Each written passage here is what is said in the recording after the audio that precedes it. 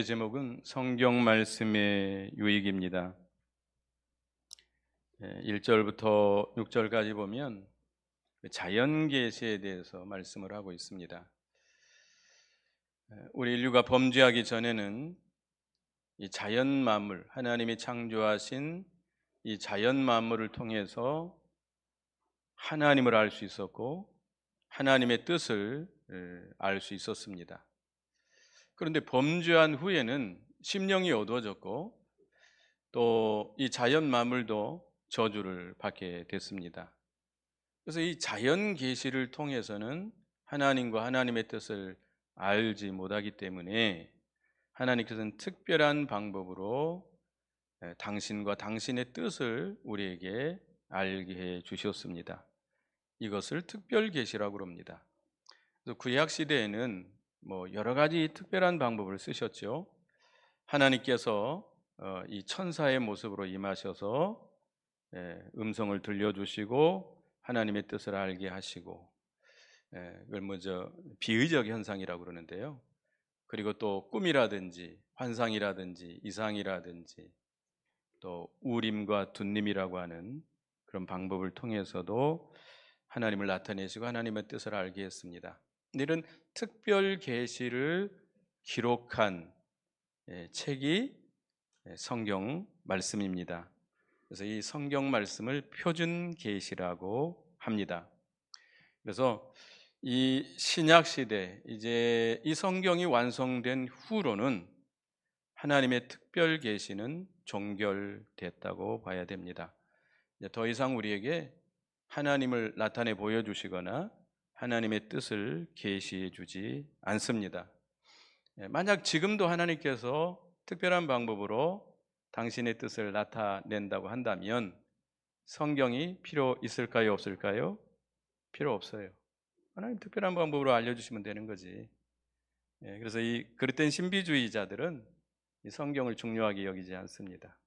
자기들이 직접 하나님께 받아서 하나님의 뜻을 알 수 있다라고 이렇게 주장하고 있기 때문입니다. 근데 성경은 분명히 요한계시록 마지막 부분에서 분명히 말씀했습니다. 이 예언의 말씀에 더하지도 말고 빼지도 마라 그랬어요. 그래서 이 가감 없는 우리가 하나님의 말씀을 우리가 믿는 건데요. 그래서 여기 보면 이 하나님의 특별 계시로 주신 이 성경 말씀, 이 우리에게 주는 유익이 무엇인가? 그런데 여기 보면 여호와의 율법, 여호와의 증거, 여호와의 교훈, 여호와의 계명, 여호와를 경외하는 도, 여호와의 법, 이 모두가 하나님의 말씀, 성경 말씀을 가리키고 있습니다. 그래서 그러면 이 성경 말씀이 우리에게 주는 유익이 뭔가?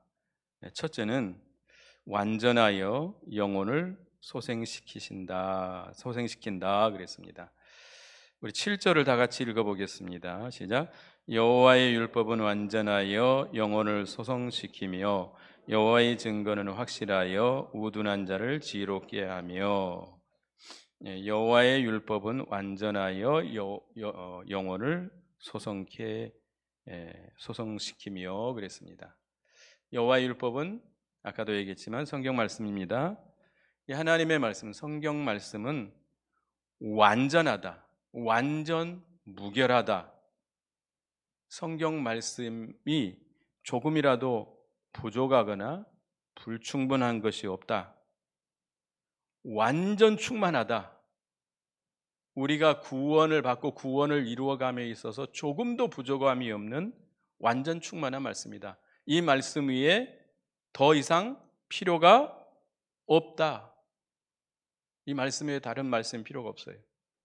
그래서 이 신구약 66권 외에 다른 하나님의 말씀은 있습니까? 없습니까? 없습니다.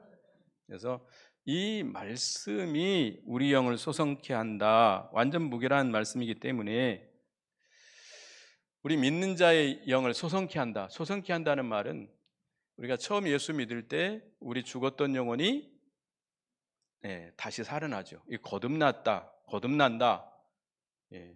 중국말로 말하면 중생이다. 중생이라고 그러죠. 그러니까 우리는 태어날 때부터 죽은 영혼으로 태어나요. 그래서 예수를 믿을 때 성령께서 우리 죽었던 영혼을 태어나게, 다시 살아나게 합니다. 거듭나게 합니다. 예수 믿는 사람들은 그렇기 때문에, 영이 살아있기 때문에 하나님의 살아계심을 믿습니다. 하나님을 본 적이 없지만, 예수님을 본 적이 없어요. 그래도 예수님을 믿습니다. 또 우리가 하나님의 말씀을 믿습니다. 천국과 지옥을 믿습니다. 믿습니까? 믿어지는 건 여러분 영이 살아있기 때문에. 우리 이 중생한 이 영은 다시 죽지 않습니다.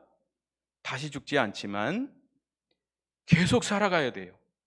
모든 살아있는 식물이나 동물은 계속해서 살아가고 있습니다. 이 식물이 계속해서 살아가지 않으면 어떻게 되겠죠? 시들어 죽지요. 끊임없이 이 식물이나 동물들은 살아가려고 애를 써요. 우리 중생한 우리 성도들도 그 영이 계속해서 소성하고 창성하고 자라나고 발전하고 이렇게 해야 됩니다. 근데 그것을, 그 영이 소성하고 힘을 얻고 창성하고 발전하고 자라나는 것은 무엇으로 되는 겁니까? 말씀으로 되는 겁니다. 말씀으로 돼요. 그러니까 말씀이 얼마나 소중한지 아시죠? 그래서 우리가 이 말씀을 귀중히 여기고 말씀을 늘 읽어야 돼요. 여러분들 말씀 읽기 하고 있습니까? 말씀 성경을 이번에 연초부터 시작해가지고 5번 이상 읽으신 분도 있다고 합니다.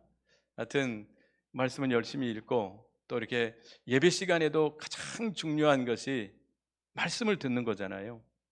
이 말씀을 통해서 여러분들이 한 주간 우리가 살아가야 될 영의 양식을 얻는 겁니다. 하나님의 메시지를 듣는 겁니다. 그래서 이 영이 소성하는 거예요. 예수님께서 사마리아를 지나가다가 우물가에서 사마리아 여인을 만납니다. 그 사마리아 여자에게 예수님이 말씀합니다. 이 물을 먹는 자는 다시 목마르거니와 내가 주는 물을 먹는 자는 영원히 목마르지 않을 것이다. 그래서 속에서 영원토록 솟아나는 샘물과 같이 솟아난다고 그랬습니다. 이 생수가 뭐냐? 예수님이 주시는 생수. 예수님이, 우리 예수님께서 하시는 생명의 역사를 가리켜요. 우리 영을 날마다 소성케 하는 생명의 역사를 말하는데, 그럼 뭘 가지고 하느냐? 누가 하시는 거냐? 우리 주님이 하시는 거지만 성령 하나님이 진리의 말씀으로 우리 영을 깨우치고 힘을 얻게 하고 소성케 하고 창성하게 하는 거예요. 그러니까 이 생명수가 흘러가는 곳이 다 어떻게 되죠?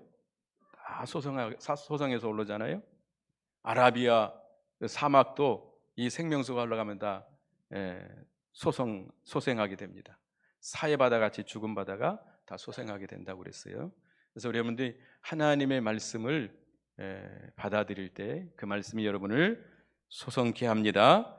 그다음에 두 번째는, 이 말씀은, 여호와의 증거는 확실하여 우둔한 자를 지혜롭게 한다.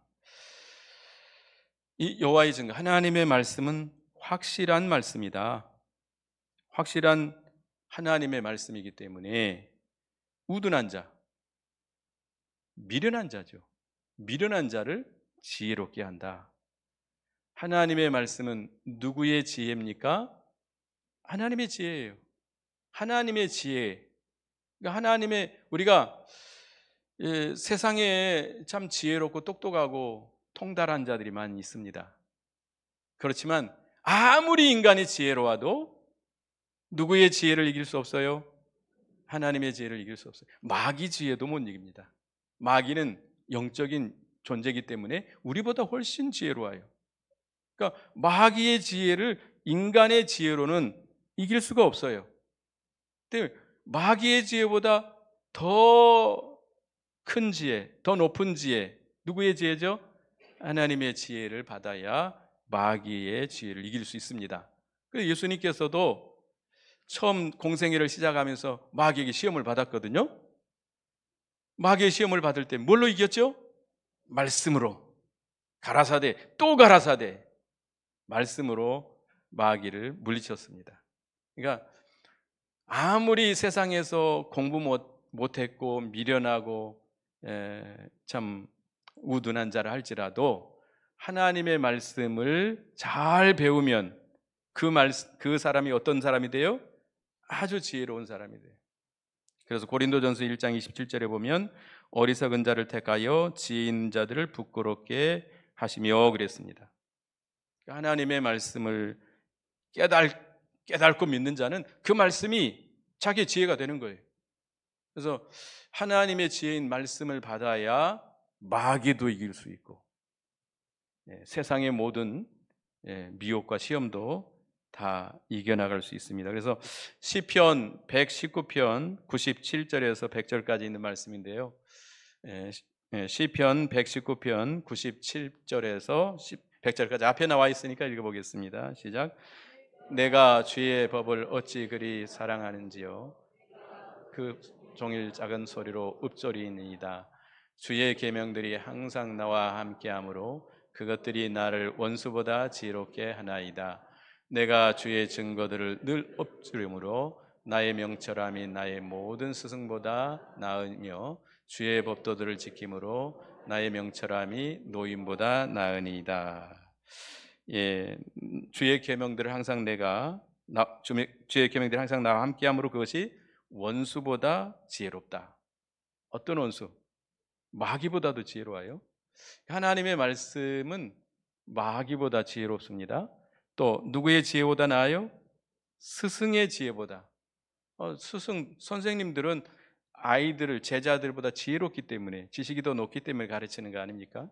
그런데 하나님의 말씀은 내 스승보다 더 어때요? 더 낫다. 주의 말씀은 노인들보다 명철하다. 노인들은 일생 살아오는 동안에 경험적인 지식이 있고 지혜가 있습니다.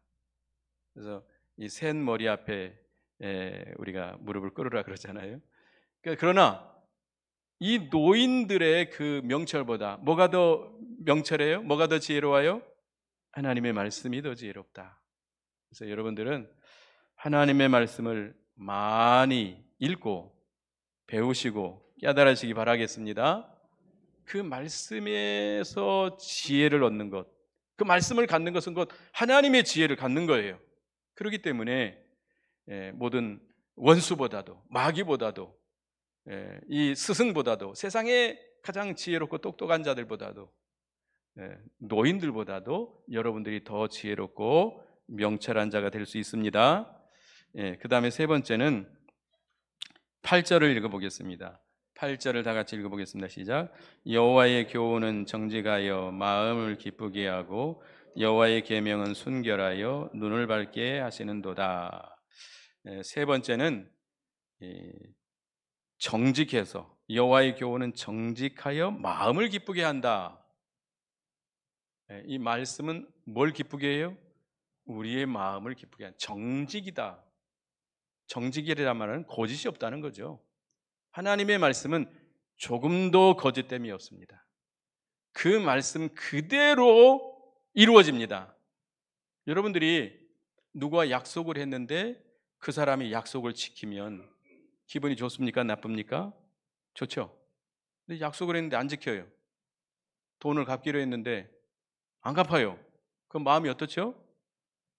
매우 괴롭고 힘듭니다. 약속을 지켜야죠. 약속을 했으면 지켜야 될 거 아니에요? 근데 하나님의 말씀은 반드시 어떻게 돼요? 반드시 이루어져요. 마태복음 5장 18절에 보면 진실로 너희에게 이르노니 천지가 없어지기 전에는 율법의 1.1획도 결코 없어지지 아니하고 다 이루리라.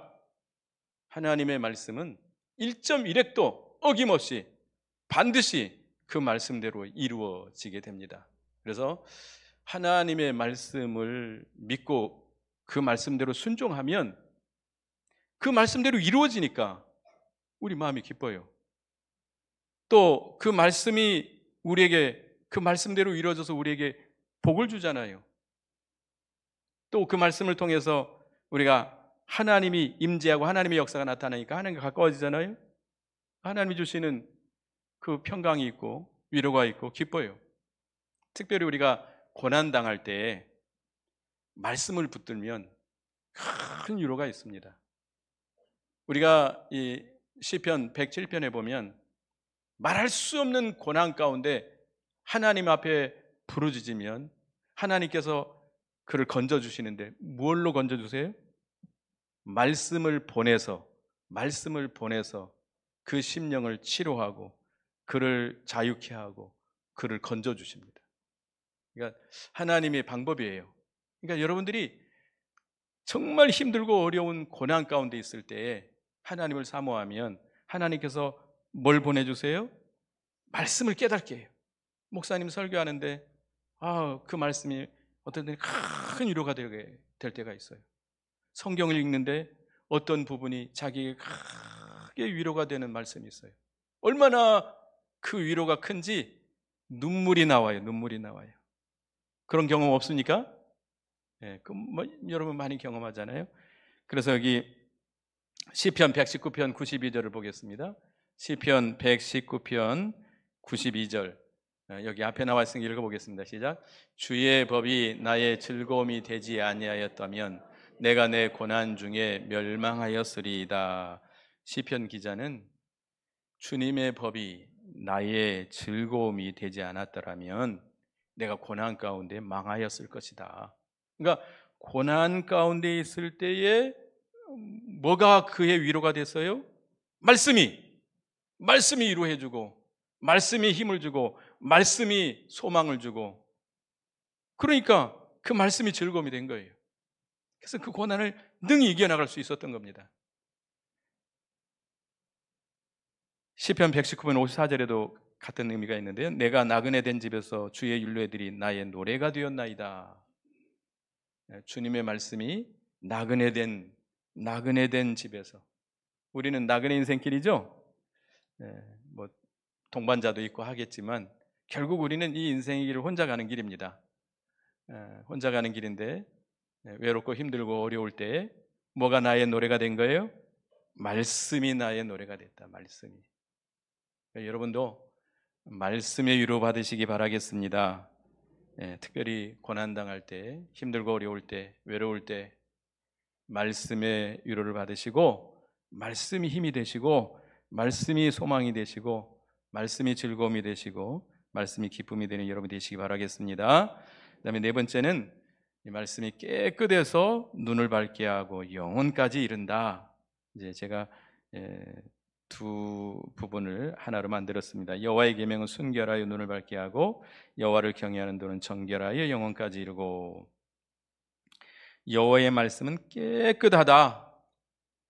하나님의 말씀은 깨끗한 말씀입니다. 정결한 말씀, 순결한 말씀, 조금 어떤 인간적인 것이 조금도 섞이지 않는 순전한 말씀, 순결한 말씀인데, 우리가 이 하나님의 말씀을 받아들이면, 그 말씀을 믿고 순종하면 우리 마음이, 우리의 심령이 어떻게 돼요? 깨끗해져요. 물로 씻어서 말씀으로 깨끗게 한다. 말씀으로 깨끗게 한다 그랬어요. 그래서 우리의 심령이 깨끗해지니까 이 영안이 밝아져요. 모든 걸 밝히 볼 수 있어요. 우리의 심령이 욕심으로 더럽혀져 있으면, 세속적인 것으로 더럽혀져 있으면 영안이 어떻게 돼요? 어두워져요. 캄캄해져요. 아무것도 안 보여요. 답답해요. 어떻게 할까? 어디로 갈까? 안 보여요. 길이 안 보여요. 그런데 우리의 심령이 깨끗하면 어때요? 환히 보여요. 우리가 어디로 가야 될지, 어느 길이 바른 길인지, 어느 길이 옳지 않는 길인지 밝히 보고 갈 수 있어요. 그래서 우리가 이 하나님의 말씀으로 우리의 심령이 깨끗게 되시길 바라겠습니다. 그러나 말씀을 떠나면, 말씀을 버리고 말씀을 거역하고 욕심을 따라간다든지 세상을 따라가게 되면 심령이 더러워져요. 심령이 어두워져서 밝히 보지 못합니다. 미혹에 빠집니다. 시편 119편 105절에 여러분 너무나 잘 아는 말씀이죠. 주의 말씀은 내 발의 등이요 내 길의 빛이니이다. 주님의 말씀이 우리의 길의 등불이 되고 내 발의 등불이 되고 내 길에 빛이 돼서 우리의 앞길을 환히 비춰줘요. 지금은 뭐 가로등이 너무 많아가지고 밤에 산에 올라가도 별로 어둡지 않습니다. 저는 산에 밤에 많이 이렇게 올라가곤 했었는데요, 기도하러. 근데 지금은, 옛날에는 이 후레쉬가 있어야 되는데 지금은 그렇지 않아도 이렇게 어느 정도 비쳐 나갑니다. 근데 우리 어렸을 때는 가로등이 없다 보니까 우리 이제 중학교, 고등학교 때 야간 자습, 야간 자율학습이라 해가지고 늦게까지 잡아두고 공부시키는데, 이제 돌아갈 때 길이 어두우니까, 그 당시에는 뭐 후레쉬도 없어가지고 가다가 막 또랑창에 빠기도 하고, 아침에 오면 여기가 이마가 깨끗해져 있어요. 왜 그랬냐 그랬더니 가다가 나무하고 찧었대요. 어두우니까 어디가 길인지 잘 몰라요. 하도 캄캄하니까. 근데 지금은 얼마나 밝아요. 밝은 세상에 사니까 좋잖아요. 이 하나님의 말씀으로 여러분의 앞길을 환히 밝히시기 바라겠습니다. 또 에베소서 5장 13절에 보면 책망을 받는 모든 것이 빛으로 나타나나니 나타나는 것마다 빛이니라. 우리가 날마다 하나님의 말씀으로 책망을 받아야 돼요. 책망을 받아서 자신의 죄를 회개하고 바로 서게 되면 그것이 빛으로 나타나요.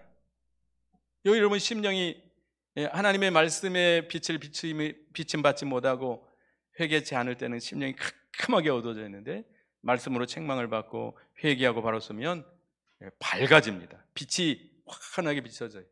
그래서 모든 걸 밝히 볼 수 있습니다. 또 여호와의 경외하는 도는 정결하여 영원까지 이른다 그랬습니다. 하나님의 말씀은 순종하면 여호와 하나님을 바로 경외하게 되고 하나님을 닮아가게 됩니다. 하나님을 닮아간 것은 영원히 남습니다. 베드로전서 1장에 보면, 마지막 부분에 보면, 인생은 풀과 같고 인생의 영광은, 육체의 영광은 풀의 꽃과 같다. 꽃은 떨어지고 풀은 시들지만 먼 영원토록 있도다, 남아있다 그랬어요. 베드로전서 1장 25절에 오직 주의 말씀은 세세토록 있다 하였으니 너희에게 전한 복음이 곧 이 말씀이니라. 우리 인간의 것은 다 없어지고 맙니다. 인간의 것은 다 없어집니다. 인간의 영광, 인간이 이루는 건 다 없어져요. 아무리 뭐 훌륭한 일을 했어도 다 없어져요. 그러나 뭐만 남아요? 말씀대로 이루어진 것만 영원히 남습니다. 말씀대로 이루어진 것만 영원히 남습니다. 그래서 우리 주님이 마지막 심판할 때 말씀으로 해요. 말씀으로 됐느냐 안 됐느냐. 요한일서 2장 17절에도 이랬습니다. 이 세상도 그 정욕도 지나가되 오직 하나님의 뜻을 행하는 자는 영원히 거하느니라. 여러분, 뭐 호랑이는 죽어서 가죽을 남기고 사람은 죽어서 이름을 남긴다 그랬는데, 이름 남기면 뭐합니까? 이 세상에 좀 알아주다 마는 거죠. 여러분의 이름은 어디에 기록되어 있어요? 생명책에 기록되어, 하늘나라에 기록되어 있어요. 여러분이 영원토록 여러분이 행한 것이 남으려면 어떻게 행해야 돼요? 말씀대로 행해서 이루어진 것만 영원히 남습니다. 인간적인 건 남지 않습니다. 인간의 수단 방법으로 이루어진 건 남지 않습니다. 그 다음에 다섯 번째는 확실하여 의롭다 그랬습니다. 여호와의 법도 진실하여 의롭다 그랬습니다. 진실하여. 하나님 말씀이 진실하고요. 그 말씀을 믿는 자, 하나님의 말씀대로, 성경 말씀대로 우리가 예수 그리스도를 믿는 자는 의롭다함을 얻습니다. 또 그 말씀대로 순종하는 자는 점점 의롭게 됩니다. 의로운 것, 예수님께서도 마태복음 6장에 보면 너희가 무엇을 먹을까, 무엇을 마실까, 무엇을 입을까 걱정하지 마라, 그걸 구하지 말라고 그랬어요. 너희는 먼저 그 나라와 그 의를 구하라. 그리하면 이 모든 것을 더해 주시리라. 하나님의 의를 이루는 것을 이만큼 중요하게 여깁니다. 또 에레미야 시대에 하나님께서 예루살렘 성에 너무 죄악이 가득하기 때문에 다 멸망시키기로 작정을 했어요. 그리고 에레미야 선지자에게 예루살렘 성을 다 돌아다녀 보라. 그리고 공의를 행하고 진리를 구하는 자 한 사람만 찾으면 내가 이 성을 어떻게 해주겠다? 용서해주겠다. 심판하지 않고 용서해주겠다 했는데 찾았습니까? 못 찾았어요. 그래서 예루살렘 성이 망했어요. 그만큼 의를 이루어 나가는 것을, 공의를 행하는 것을 하나님이 기뻐하십니다. 그러면 의라고 하는 것은 어떻게 이루어지는 거예요? 하나님의 말씀을 받아서 그 말씀대로 순종할 때에 이루어지는 겁니다. 여러분들이 의의를 이뤄나가시기 바라겠습니다. 그 다음에 이제 마지막으로 10절 다 같이 읽어봅니다. 시작. 금 곧 많은 순금보다 더 사모할 것이며 꿀과 송이꿀보다 더 달도다. 여러분들은 이런 신앙이 되시길 바랍니다. 금으로 천국 갈 수 있나요? 우리 주일학교 옛날에 부를 돈으로도 못 가요 하나님 나라. 아무리 돈 많아도 천국 갑니까 못 갑니까? 우리나라 제일 부자였던 이병철 씨, 정주영 씨 천국 갔을까요? 갔을까요? 못 갔을까요? 못 갔습니다. 예수 믿지 않았기 때문에 못 갑니다. 이건희 씨가 생명을 끝까지 연장해 보려고 했지만 결국 세상 떠났어요. 자기가 세운 그 유명한 병원에서도 못 살렸어요. 이 금은 우리의 생명을 연장시키지 못합니다. 금은 우리에게 구원을 주지 못합니다. 그러나 하나님의 말씀은 우리에게 뭘 줘요? 영생을 줘요. 생명을 줘요. 구원을 주는 겁니다. 그러니까 하나님의 말씀은 뭐보다 더 귀해요? 금보다 더 귀해요. 여러분, 금보다 귀한 말씀을 사랑하시기 바라겠습니다. 금보다도, 돈보다도. 아까 일부에도 얘기했지만 이 시간에 저기 구청에서 100만 원씩 줄 테니까 이 시간에 오세요. 그러면 여기 남아있을 사람 몇 명이나 있을까요? 딱 이 시간에. 아마 별로 웬만하면 다 갈 겁니다. 웬만하면. 예배가 중요해. 100만 원이 더 중요하지. 그렇습니까? 남아있다고 한다면 참 귀한 신앙이겠죠. 그리고 우리가 말씀을 꿀과 송이꿀보다 더 달다. 이 꿀과 송이꿀보다 더 달다. 우리 연세 많으신 분들은 입맛이 없습니다. 저희 부모님도 마찬가지지만 좀 잘 좀 잡수세요. 입맛이 없는데 어떻게 먹어요? 어떤 권사님이 하던 이제 식사를 못 하셔서 신방해 가지고 가서 이제 잘 잡수시라고. 목사님 내 나이 돼 보세요. 음식을 입에 넣으면 모래알을 한 주먹 집어넣은 것 같아요. 정말 음식 먹는 것이 그렇게 힘들대요. 여기 넘어가질 않았는데요. 마찬가지입니다. 하나님의 말씀이 생명의 양식이지만 이 말씀이 꿀송이보다 달지 못하고 이 말씀을 듣는 것이 너무 괴로운 분들이 있어요. 너무 괴로운 분들이 있어요. 미국에서 어떤 사람이 예배에 참여했다가 목사님을 향해서 권총을 빼가지고 쏴버렸어요. 왜 그렇죠? 그 말씀이 자기의 심령을 콱 찌르니까 너무 괴로운 거예요. 빵 쏘았어요. 그래서 미국 교회에 보면 다 그런지는 모르겠습니다만 방탄유리를 하고 예배를 드리는 교회가 많습니다. 그러니까 말씀이 이렇게 꿀보다 더 달고 송이꿀보다 달아야 되는데 왜 그러느냐? 영으로. 그러니까 이 말씀은 영의 양식이거든요. 그러니까 영으로 우리 중생한 영이 성령의 감동으로 이 말씀을 받아야 되는데 육으로 듣기 때문에 말씀이 거스리는 거예요. 말씀이 무겁게 들리는 거예요. 괴롭게 느끼는 거예요. 스데반 집사가 말씀을 전하니까 어떻게 해버렸죠? 돌로 쳐 죽였어요. 돌로 쳐 죽였어요. 여기 그런 분 안 계시죠? 말씀이 꿀보다 송이꿀보다 단 여러분이 되시기 바라겠습니다. 또 어떤 자가 꿀보다 달겠죠? 배고픈 사람이 한 3일만 굶겨놓으면요 얼마나 맛있겠습니까? 뭘 줘도 맛있겠죠. 그러니까 우리의 심령이 가난한 심령이 돼야 돼요. 세상 것으로 꽉 들어차 있으면 안 돼요. 세상 욕심, 세상 것, 세상을 사랑하는 마음, 또 세상 근심, 걱정, 두려움 막 이런 것들이 꽉 들어차 있으면 말씀이 들어올 자리가 없어요. 다 비워내시기 바랍니다. 다 비워내시고 여러분의 심령이 어떻게 돼야 돼요? 가난한 심령, 빈 마음, 이렇게 그런 가난한 심령이 되어야 하나님의 말씀이 사모하게 되고 그 말씀이 여러분에게 뭐와 같이 달아요? 꿀송이 같이 단 그런 말씀이 됩니다. 여러분들도 말씀이 금보다 귀하고 꿀보다 더 단 여러분이 되시기 바라겠습니다.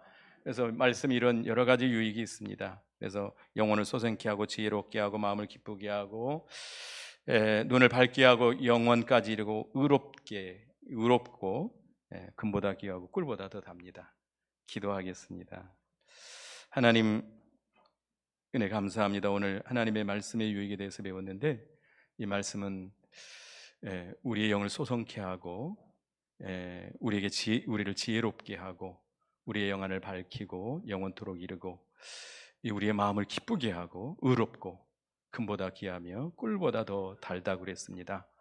이 말씀을 우리가 사랑하고 사모하고 말씀을 늘 읽고 말씀에 늘 책망을 받고 말씀을 늘 우리가 하나님 앞에서 하나님의 말씀으로 받아서 그 말씀이 우리 속에 살아 역사하는 말씀이 되게 해 주시옵소서. 예수님의 이름으로 기도드리옵나이다. 아멘.